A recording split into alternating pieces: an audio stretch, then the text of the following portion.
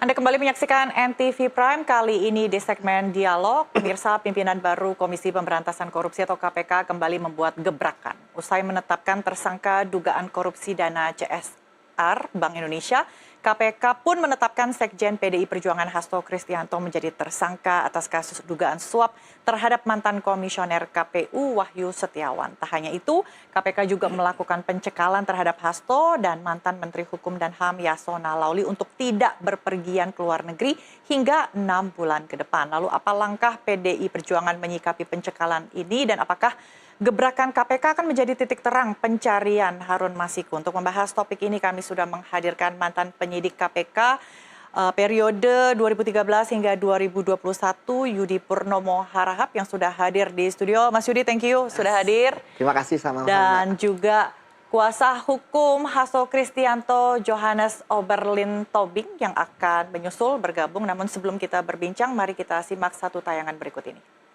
Disampaikan bahwa pada tanggal 24 Desember tahun 2024, Komisi Pemberantasan Korupsi telah mengeluarkan surat keputusan nomor 1757 tahun 2024 tentang larangan bepergian ke luar negeri terhadap 2 orang warga negara Indonesia, yaitu YHL dan HK. Larangan bepergian ke luar negeri ini terkait penyidikan dugaan tindak pidana korupsi, pemberian hadiah atau janji terkait penetapan anggota DPR RI terpilih 2019 sampai dengan 2024. Tindakan larangan bepergian ke luar negeri tersebut dilakukan oleh penyidik karena keberadaan yang bersangkutan di wilayah Indonesia dibutuhkan dalam rangka proses penyidikan dugaan tindak pidana korupsi sebagaimana tersebut di atas. Keputusan ini berlaku untuk 6 bulan ke depan. Untuk diketahui bahwa pertanggal 9 Januari 2020, Komisi Pemberantasan Korupsi melakukan penyidikan untuk perkara sebagaimana tersebut di atas dan telah menetapkan Saudara HM sebagai tersangka. Proses penyidikan saat ini berkembang dengan penetapan tersangka HK sebagaimana yang telah diumumkan tadi sore oleh Komisi Pemberantasan Korupsi. Baik, Mas Yudi, tadi kita dengar bersama ada surat larangan atau pencekalan ke luar negeri. Kenapa repot-repot harus keluar surat larangan itu? Kenapa nggak langsung ditahan aja? Ya, jadi Mbak, bahwa penyidik itu kan di dalam undang-undang mempunyai kewenangan ya, dalam Undang-Undang KPK untuk mencekal orang ke luar negeri ya dalam jangka waktu 6 bulan dan bisa diperpanjang 6 bulan berikutnya. Jadi maksimal 1 tahun. Mengapa mencekal? Tentu di dalam surat kan tidak ada alasan ya. Tetapi ketika surat itu keluar, ya tentu surat apa nih, Mas? Surat pencekalan akan diuji oleh pimpinan KPK. Mengapa harus dicekal? Saya melihat bahwa penyidik melihat 2 hal dari 2 orang ini ya. Pertama, untuk Pak Hasto ya tentu dia tersangka ya. Artinya memang kebutuhan mencekal sangat tinggi. Tetapi yang menarik adalah Pak Yasona Lauli. Yang kita tahu beliau merupakan mantan Menteri Hukum dan HAM dan pernah dipanggil sebagai saksi.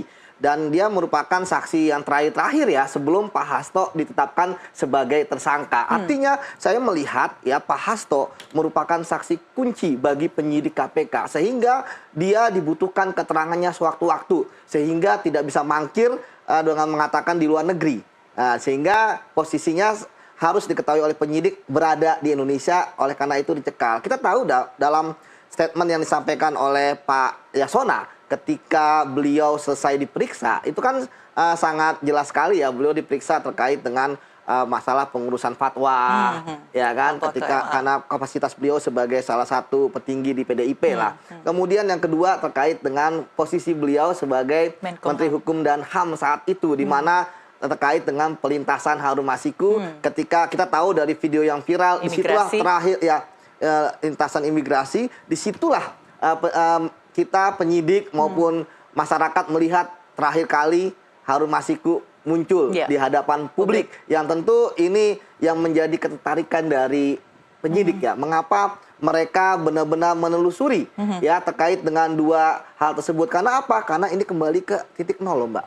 Ini bukan pengembangan yang istilahnya ada keterangan-keterangan baru. Ya, new evidence. Ini adalah bagaimana penyidik yang saya pikir, karena penyidiknya pun juga sekarang Kasatgasnya Mas Rosta Purwobekti ya. Tentu dia memahami, dia sudah banyak menangkap para buronan. Nah, dia memahami bahwa kasus korupsi yang buronannya lebih dari 5 tahun harus kembali ke titik nol. Titik di mana Harun Masiku hilang.